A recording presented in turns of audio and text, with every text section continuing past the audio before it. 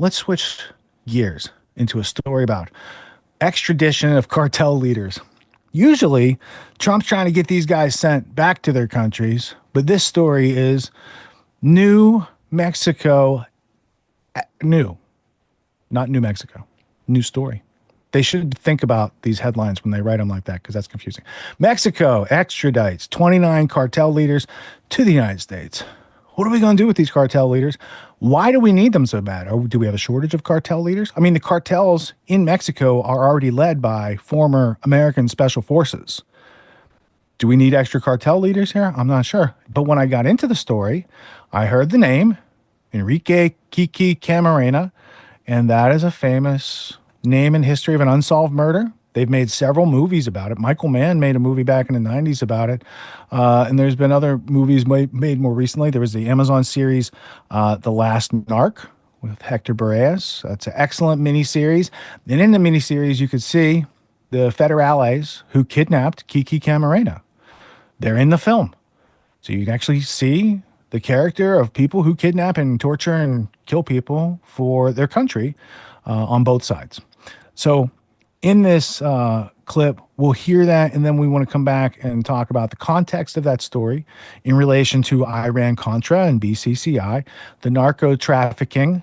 That's an international syndicate that we've been talking about thus far this evening, plays into this story as well. Maybe there's even something on the Southern District of New York if we looked with a fine-tooth comb, but we don't need to do that for this show. Let's go to this Fox News clip, and then we'll come back and comment. To a Fox News alert today, 2 of the 29 cartel members who were just extradited to the U.S. from Mexico, including one accused of killing a DEA agent back in 1985, will appear in a New York court today. Chanley Painter is here with all the details for us. Chanley? Hey, good morning. So at least 2 of those defendants will be arraigned today in Brooklyn federal court, according to Reuters, including a drug lord who is alleged to have been among those responsible for the murder of a U.S. DEA agent, Enrique Kiki Camarena, in 1985. This comes as Mexico on Thursday handed over 29 high-profile drug cartel members to the United States as part of an unprecedented extradition as the Trump administration ramps up pressure on drug trafficking organizations, illegal immigration, and fentanyl production. According to prosecutors, the prisoners face charges related to drug trafficking and, in some cases, homicide, among other crimes. And among them are members of 5 of the 6 Mexican organized crime groups designated earlier this month as foreign terrorist organizations by the Trump administration, guys. Chanley, thank you very much. So keep in mind, we heard from the president yesterday that the tariffs are coming, and we're going to talk about that throughout the morning. They're going to come down hard on Mexico to the tune of 25%. And when Mexico heard about it, he started negotiating with the president, Sheinbaum, down in Mexico. So what did she do? Just a couple of days before the tariffs are supposed to go into effect, she releases these, we extradite into the United States, these 29 jailed cartel members, including somebody who is at the top of the most wanted list for 40 years. She also is pulling out all the stops. They say, this is Mexico's point of view, they've arrested more than 400 people since February, after she announced that they were going to send 10,000 troops to the northern border for them. They've seized 12 tons of narcotics, coke, meth, and 120 pounds of methamphetamines and fentanyl. It's all about trying to keep those tariffs from happening, but they're happening on Tuesday. Yeah, Donald Trump's going to hold them accountable. He wants this to end. He wants them to protect the borders. He wants them to stop allowing individuals, especially cartel members, people bringing fentanyl over, trafficking children across the border. But the cartel can't be happy. I mean, Mexico is a narco state. And now, because of the president's pressure, their number one enterprise, which is getting the people across the border, people pay tens of thousands of dollars to get across the border. That has been totally disrupted. Now you have the Mexican president turning over the bosses, because just because they're in jail doesn't mean they're not running the criminal enterprise from jail as well. And their tunnels are being sealed with concrete. I mean, it's pretty much all maximum pressure against the cartel, Brian. Yeah, 2 of the leaders are from a now defunct cartel. They've been in prison that long. There were cartel leaders, security chiefs from both factions of the Sinaloa cartel, including their finance operatives. Because guess what happens when they're here? we get to talk to them. That's And we get right. to interrogate them. We get to unwind them. And we say we can use their conditions as a way of getting them to talk.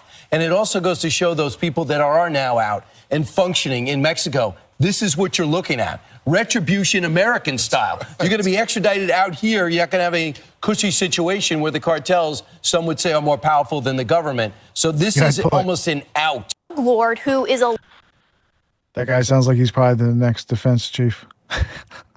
Doesn't his whole bench come from like Fox News for the cabinet? No, just part of the bench. Just Hegseth, I guess, right?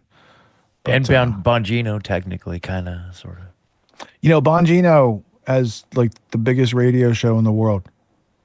Yeah. Like he has this Rumble following and just millions and millions and millions and millions and millions of people.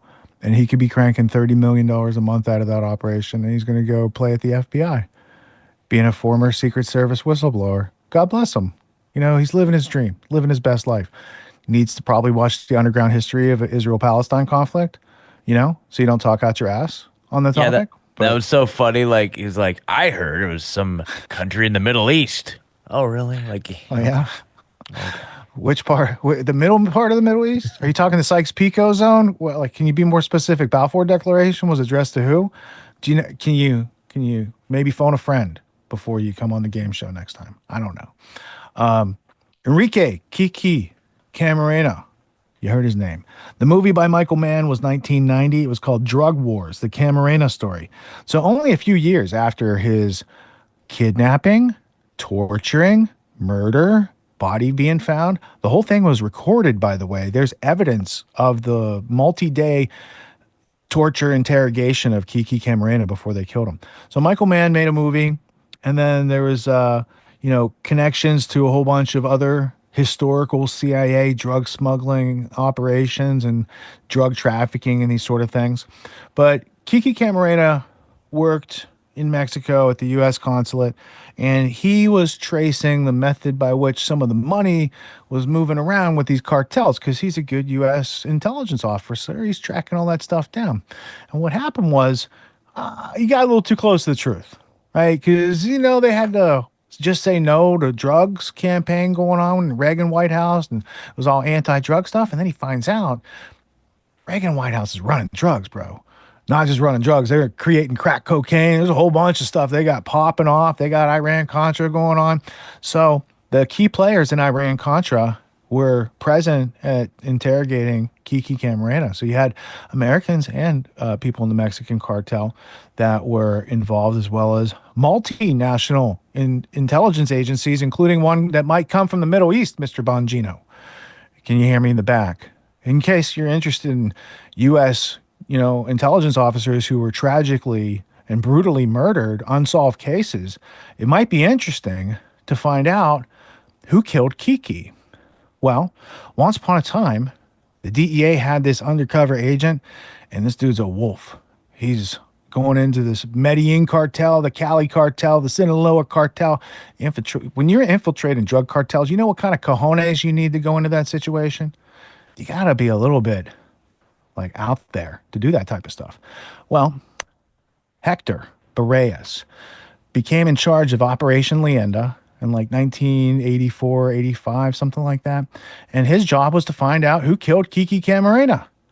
And so he went and started getting witnesses, building the witness list and witness protection, and getting all the people in line to testify. And then come to find out, the people who put Hector on that case were the people who killed Kiki.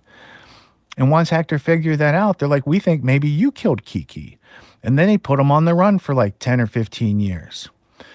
It's a horrific story, especially when you have somebody who was very dedicated to protecting our country, willing to risk his life to protect this country from these cartels and the drugs and things like that. And then to find out that the people who put him up to all that were using him to preserve their own narco-terrorism trafficking network, and are willing to expend any number of good Americans who would do the right thing and probably blow the whistle in those situations. So what they did to Hector was they sent him to Mexico, and they said, we want you to bring back this doctor who drugged Kiki to keep him alive during the torture. Hector did. And once he brought him to America, they're like, we never told you to kidnap that guy. Now you're the guy, right? So we got set up. So this comes to me 2016, I think it was. I got a call from John Massaria, with whom I often do some filming of interviews of whistleblowers. He was present at the Bill Binney interview and several others that we did with former intelligence officers and whistleblowers. And I was using the skills taught to me by Mr. Verge, who years earlier was thoughtful enough to demonstrate his capacity for autonomy and to be able to learn how to do things that were not taught in school in order to express ourselves in an active literacy type of way. Making documentary films and learning how to edit and all those sort of things. Those are higher capacity communication forms that patriots need to learn how to use effectively when you're up against a mainstream media complex that doesn't want you to know about the truth. They don't want you to hear from these whistleblowers. They definitely don't want a guy like Hector getting his story in front of millions of people, because that would be very inconvenient to the narrative. So I went to New York and we filmed Hector for, 5 or 6 hours in a hotel that was 2 blocks from where they were holding El Chapo. And Hector was talking a lot of shit on El Chapo, which made me feel uncomfortable because I'm like, I know he has people in this hotel right now who can hear and know we are in here. And we're going to walk out in that hallway and get sprayed with bullets at some point, Thankfully, that did not happen. We got done with the interview and I was like, this is something that more people need to have exposure to. So I sent the footage. After we get it all edited together, we got a little storyline, sent it over to Paul, and we worked together on a script called Kilos. Now I have my copy here because it's a piece of work that we did for a specific Netflix meeting because Netflix was interested in Hector's story and they wanted to put a series together. So we created a series called Kilos, and we had a 3-season arc of all the various cartel infiltrations and the whole storyline of Kiki Camarena. And John and Hector met with Netflix in LA and had the whole meeting with them. And Netflix says, we're going to go a different direction because they want to represent the CIA's official story. They want to represent the killers of Kiki Camarena and tell you the official deep state narrative so you never find out the fucking truth. So thankfully, Hector did not stop at Netflix again. And finally, he found a producer called Tiller Russell who was able to take Hector's story over to Amazon. And it's a nice $2 million little production with, I think there's like Rolling Stones licensed music. It's very high quality. And I'm glad it gets to reach a wider audience. Some of the people named as participating in the torture, kidnapping, and murder of Kiki Camarena are still alive and very powerful people on the deep state side today. I think this is one of the few times in history that we've gotten to where the door seems to be opening on adjudicating these things as opposed to it being swept under the carpet forever. So before I go over to the history blueprint and to the IMDb, Paul, what was it like to hear Hector's first person stories of antics and situations that we could probably find some clips and play at some point? It was one of the most interesting meetings in my life in terms of trying to put together this story that I sort of thought I knew with the Guadalajara cartels. I knew about them running weed from Mexico to the States all the time, but I wasn't familiar, even with watching Narcos and stuff, I wasn't familiar with when they started running coke. And just the conversations with Hector, the interviews, everything, he painted a very vivid picture that was very easy to draw scenes from because he kind of set up all sorts of different things that he had not only been through and learned, but witnessed, and everything from his, gunfight in the cornfields to, being assigned the Kiki Camarena case in 88, 89. And just, how I think because he was a career guy and was doing a good job, maybe they thought he would find out the truth and be a company man and cover it up to the extent that they wanted. And when he didn't play ball, they tried to ruin him. And so it's a story you see with so many people that you could consider American heroes, from Snowden to Berrellez. Just like they're doing the best for their country. They're trying to share the truth of what's going on, and the interests that are trying to protect their gangster fiefdoms, essentially, work whatever angles they can to leverage to redirect somebody's investigation. And I hate to say that it's the status quo for that type of operation, but I definitely didn't know the extent that the DEA and the CIA were working together until what I learned from Hector. So it was an eye-opening experience. Now, in order for Hector to get, book rights sold for a deal, or to get a deal with Tiller Russell to, get a $2 million budget, right? Like, how does that actually happen? No one knows your story. Somebody has to go stick a camera and some lights and a microphone in front of you so you can get your message out. And so, we didn't do the Amazon deal, but I'm pretty sure if we had not filmed Hector, there'd have been no Amazon deal in his future. There'd have been no Netflix pitch to give him the experience and perspective he needed to cut a successful deal later, right? So it's not only John's foresight of, being contacted because John had shot interview footage with a bunch of Navy SEAL families whose kids who got killed on the Chinook extortion 17 that blew up after they hit bin Laden, allegedly, like that whole scenario. Those families were all lied to. He spent weeks filming with them, collecting evidence and things like that. And then we had also done the USS Liberty interview with the only Marine intelligence officer on the boat to survive. So we understood a whole bunch of other details through those interviews. So anyway, when you do good work, people are going to recommend you when other people are like, hey, do you know someone that can do this? Right? And there's no training system that says, here's how to do documentary filmmaking for whistleblowers. But if you want to live in a society that has any semblance of freedom and these people getting their word out, I discovered long ago, there is no help for whistleblowers. There was no social media or a place that you could do, some sort of press release to get that type of leak out to the world. It was before WikiLeaks was even a thought, in the mind of the internet. So in order to have the foresight, schedule a hotel room, get the crew together, do the thing. That's one part, right? Processing the footage so you can do something with it, that's another part. But the next part is this part, which is a mysterious part. A lot of people don't know about the process. What is this? Do we have to create a log line? What's the first 2-page summary called? Do you remember? Yeah, the log like passing line. A test. Yeah, it's the summary of the entire story, so that you know what you're getting into. And then we did a 3-season breakdown, kind of chronologically between, I guess, the 70s until 1980. What is it? Yeah, 1980 to 1989, which is the rise of the Guadalajara cartel. Then we did Operation Leyenda, which was from 1989 to 1996. And then finally the 20-year encapsulation of Rogue Narc, which is 96 to 2017. And so it was really meant to tell Hector's version of the story. And I mean, from what I remember, one of the guys handling the case, who was his superior, ended up being hired by Netflix to do Narcos Mexico. Narcos Mexico. And so Narcos Mexico is the bastardized version of Kilos, which we presented before they even came up with the idea of Narcos Mexico. Yeah. And it's the CIA-friendly version.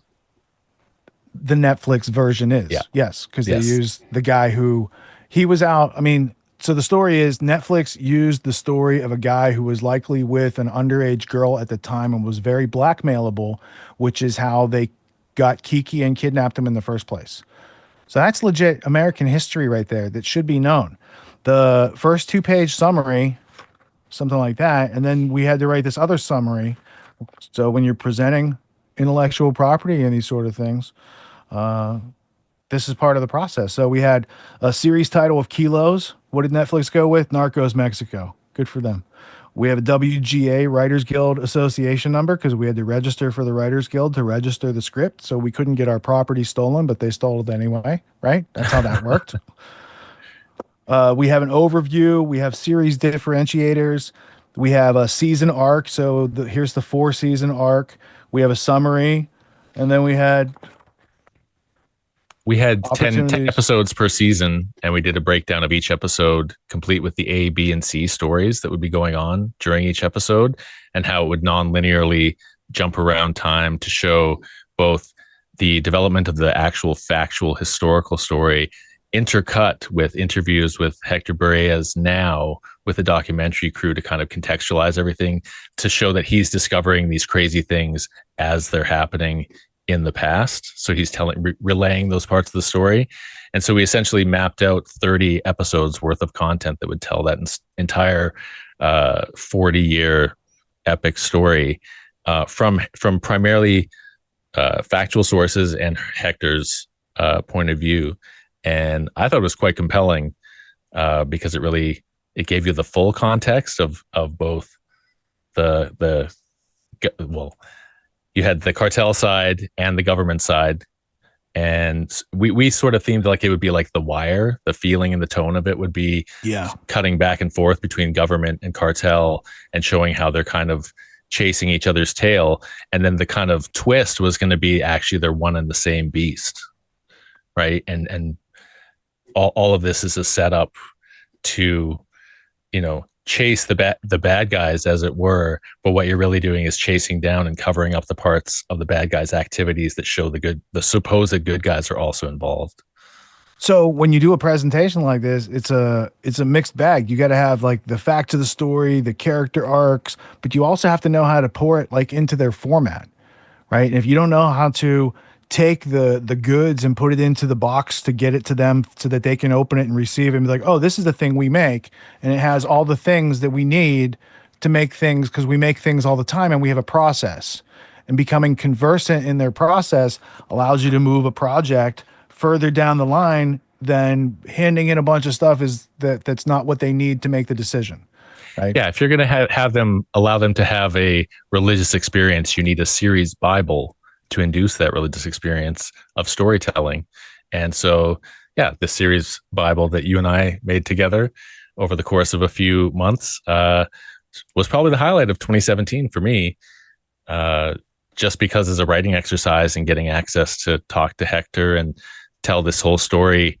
And I remember us talking because we were kind of, like you said, in the hotel, kind of scared, like, if we're covering this stuff as storytellers, does that somehow put us on somebody's like list of targets? And I remember being like, well, I'm up in Canada, I'm sure I'm not touchable here. And then, you and John had the incident with getting your van robbed. And I was like, you know what, maybe actually things can't touch us anywhere we live. So let's just, and you can't go like, so, and when you get robbed, you're like, oh, is it because of McGovern or Bloom or Still, or which thing did we just pull on that just came back and robbed us and stole all our equipment during production? Too many whistleblowers, right? So it's just like, okay, well, we had a rental van and we were trying to make the most of the trip, and it got very expensive and broken glassy at that point. But this was a good workout. It's an obtuse exercise. I'd never done it before. It was a lot of fun. They got the meeting. Netflix did what they did. I wish them well, just like Trump said about Ghislaine. Like, you want to work with the people who covered this stuff? I wish you well. I hope that works out for you. I don't see how it is, because people do have access to go to Amazon and watch The Real Thing. And if you watch that and you watch Narcos Mexico, you're like, Narcos Mexico, very entertaining, disingenuous to the truth, very deceptive. And it tells me those people are probably on the Epstein client list. Yeah. Well, it's good to, go ahead, Scott. Well, I was just going to say, no, I mean, come on now, guys. Like, it's not too late to make this project come to fruition, right? I mean, come on now. Yeah, I mean, they made several movies about Kiki Camarena. I mean, at some point, we could just wait a couple years and reformat and refloat it. Exactly. And I was going to say that there's also lots of other really interesting stories to tell that maybe haven't gotten the light of day.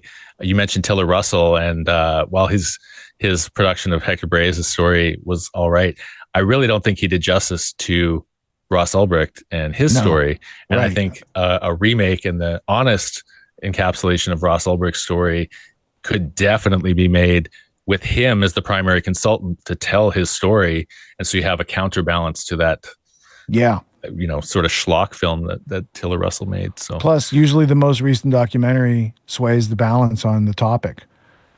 So even though they did a big hit piece on Ross, he's pardoned now. And now Ross will have his day to do whatever he wants and tell people his side of the story when he's ready.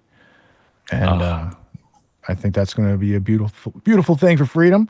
and very inspiring and encouraging to other people who don't want to fall in those type of deep state traps, because I went to the same place that educated him. They didn't tell us how the world worked. It both cost us a lot of years. It cost both of us. You know, I didn't have to do prison time, but I had to like reformat my career after becoming a whistleblower and having the naive trust in our government to I wonder, protect its people. what happens to people who reject the Rhodes Scholarship? Yeah, they end up working Costco, welcoming people, I think. Saying, I love you, welcome to Costco? I think that's their only other option. Right on. It's like that door or the door that has nothing underneath when you walk over it. One of those trapdoor type deals. Yeah.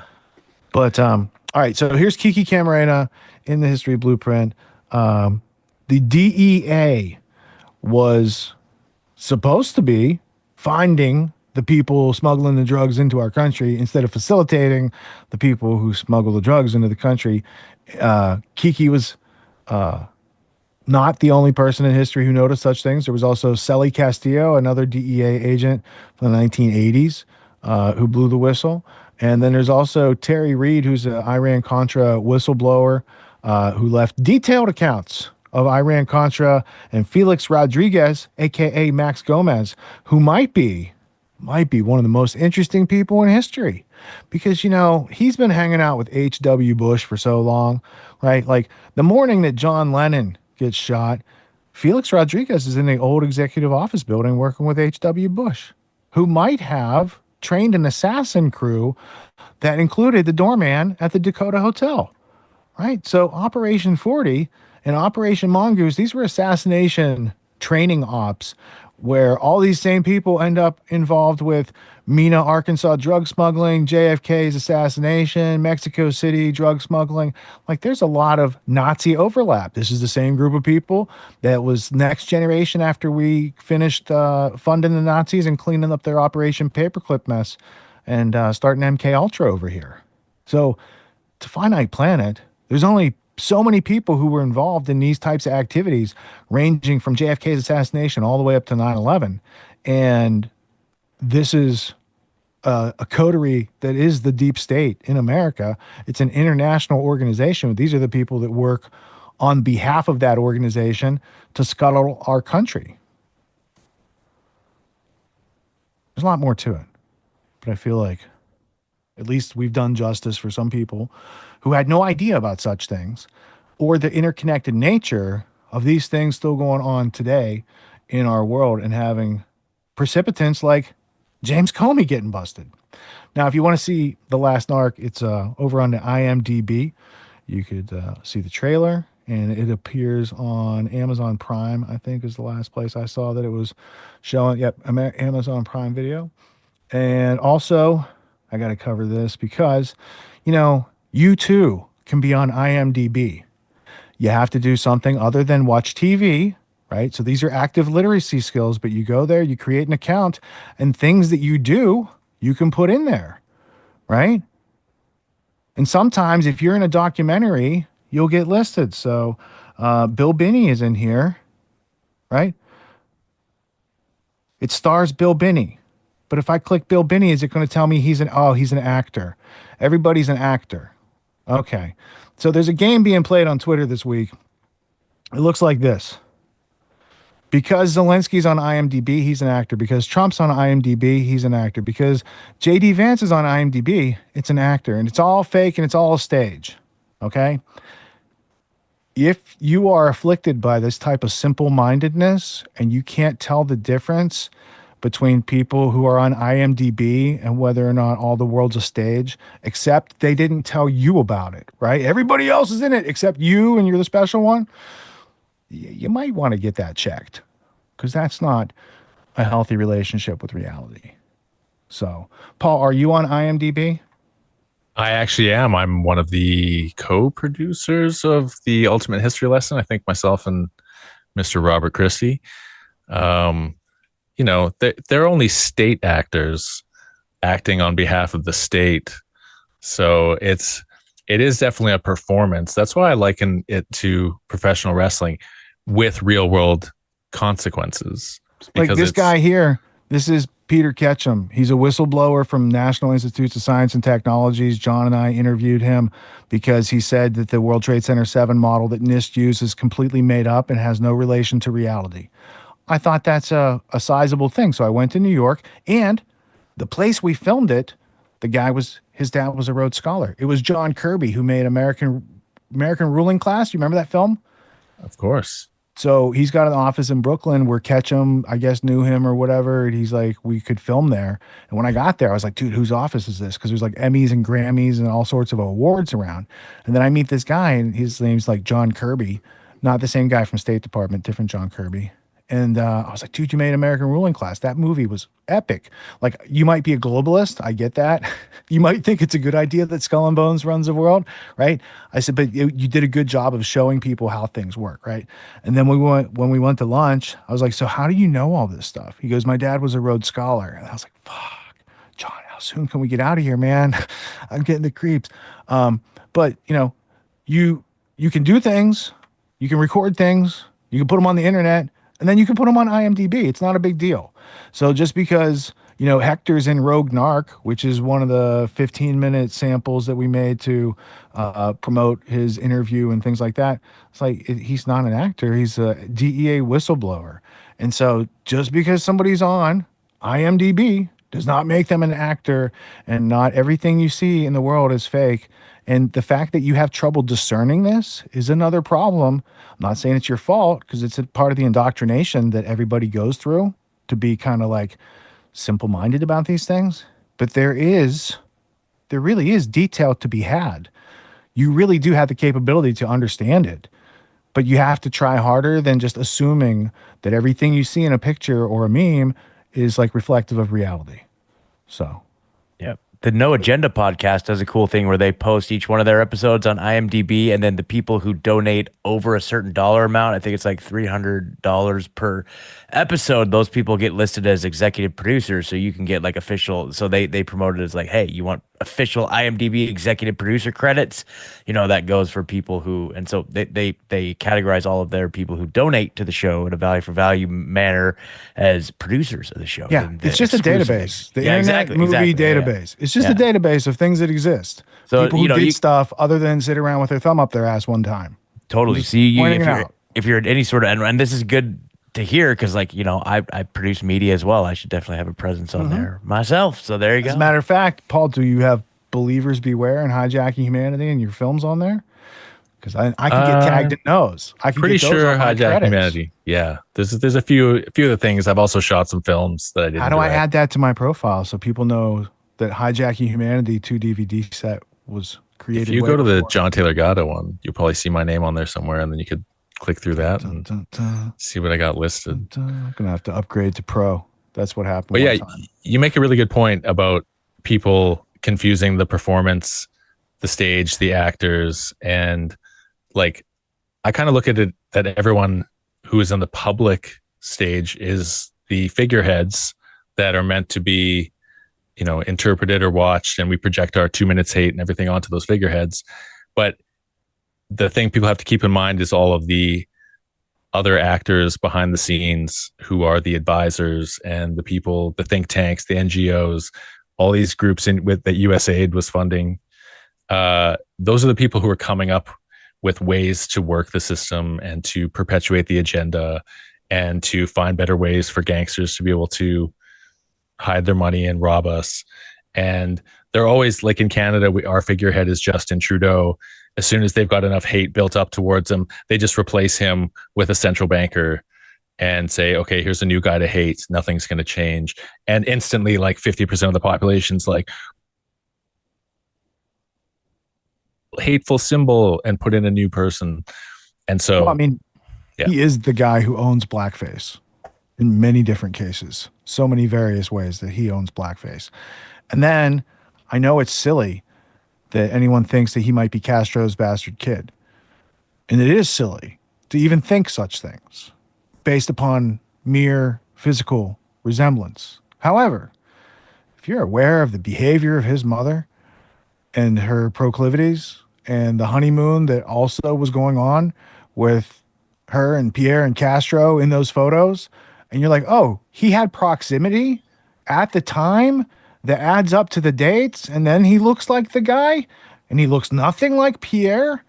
Then you start to maybe weigh it more accurately in the reality that would really benefit a communist relationship with the empire that created communism in the first place, to use as a wedge to get America back into the empire, which has always been the problem since we left. 1814 was the last time we fought about it openly, but that shit's still going on. And the people in the narco-terrorism business, they got it from the East India Company, and they're not giving up their power anytime soon willingly, because freedom is never given willingly. It is taken by people who are tired of the existing system of corruption and narco-terrorism. So there's a lot more to be learned in that area. We're not going to learn it all tonight. What year did America gain its independence? 1767. You're very close. 1762. What year did America gain its independence? The answer to 1984 is 1776. And if you don't hate America, then go over to getautonomy.info. And if you read and you like what you see, you can either click that button to schedule a call and talk to a graduate, or you can click this button to learn more and get to the free primer course to answer all your questions. Now, I'm just saying that because unless, you want to turn your future over to that generation that you just saw right there that can't answer basic questions about commonly known things from where we all come from. Those are commonly known things about how this apparatus works and runs. If you don't know the basics, like what's the capital of America, I doubt you understand anything I've said about the Fabian Socialists, the Anglo-American establishment, or their plan to delete and kill America that's been ongoing for over 100 years with the last 7 hours of artifacts that I've showed you tonight. So in an effort to raise the intellect and to oppose these bad ideas with better ideas instead of violence, I encourage you, I invite you at, are you smarter than a 5th grade level? Take the primer course, see what your options are, because I guarantee that we've built stuff that you haven't considered yet at price levels you haven't known about yet, but you can't do anything without taking steps to resolve issues. So if you think that you're okay with like short cash flow for the rest of your life, then please don't add any skills or talent to your offering to the market and stay right where you're at. But don't keep saying that's the thing that keeps you from making progress, because to make progress, you have to decide, I want something better than what I have, and then I'm going to go do something I haven't done in a way that's objectively moral and ethical and doesn't plunder anyone else's production. I think that's a noble way to make one's way through the world today. Or you could go, scam some woman into divorcing her husband and get her $850,000 from her divorce settlement, as we learned earlier tonight. So it's like, we got options. I'm just offering you a path that leads away from being schooled. That's the gist. What makes the Grand Theft World podcast unique, invigorating, exciting, and informative? Most other podcasts out there are either doing straight up interviews or they're just covering the daily news. They're covering current events from the day they happened. And that is effective. It's useful. It's a great starting point. And then sometimes these current events change during the week past the first story. So we like to give it a little time. You have to wait till some of the dust settles on these stories in order to give them accurate coverage. And the other thing that's really missing in the media landscape is covering the articles that are coming out every day. That's great. That's necessary. But who's bringing in contextual history so that you can understand what has been going on for decades and decades to lead up to the machinations and actions that we see unfolding today? So what we do here on the podcast is we cover current events. Many of these things are censored, but we wait about a week. As a forensic historian, I focused mainly through my career on the history of globalism and collectivism and things that they call maybe the New World Order.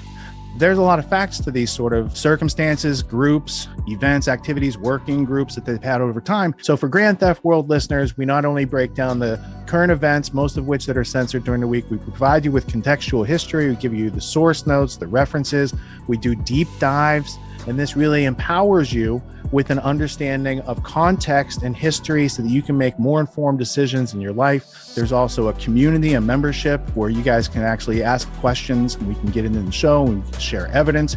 And there's a town hall weekly for Grand Theft World for those who listen to it and are interested in covering the stories that we don't get to during a 6-hour show. Listening to it an hour a day, you could easily consume the week's news, but you're going to have substance and meaning and context and understanding. And with that, you can make higher quality decisions in your life. So if you're interested in more quality in your life, go to grandtheftworld.com, click podcast at the top, and we'll see you there. Thank you. These allegations are false. This isn't Grand Theft Auto, folks. This isn't a video game. What are the most surprising things that you discovered once you started pulling on that thread? Who he was connected to, what institutions he was influential over, what events he participated in?